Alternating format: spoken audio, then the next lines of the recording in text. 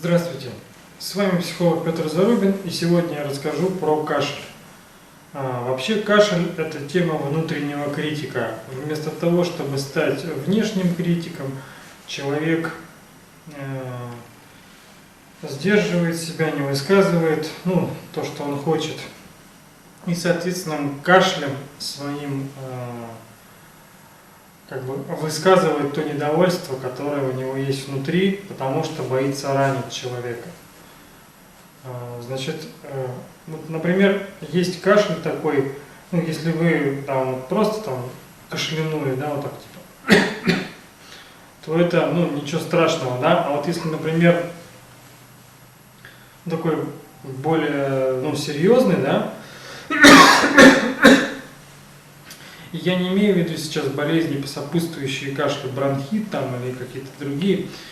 Кашель, который я показал, он такое некое освобождение от эмоций, напряжения, конфликтов внутри. То есть кашлем мы таким образом освобождаемся. И второе значение кашля есть, наверняка видели, есть люди, которые в аудитории кашляют или на концертах. Это привлечение внимания.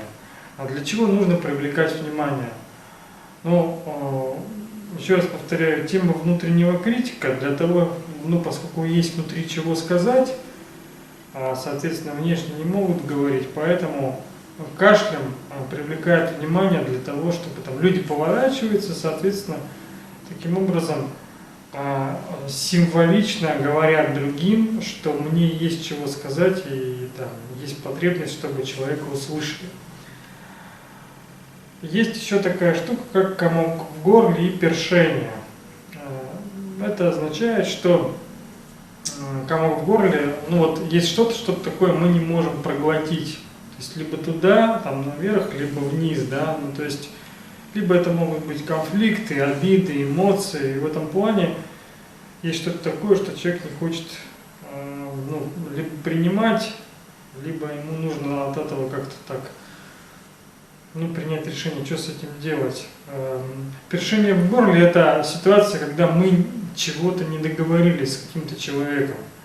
То есть мы говорили, и что-то осталось недосказанным.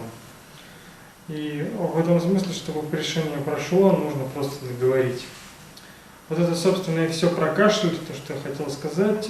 Оставайтесь со мной на моем канале, подписывайтесь, ставьте лайки. И в следующий раз я буду говорить про болезнь, не болезнь, а просто простуду на губах. В общем, вот такая тема будет. Будьте здоровы!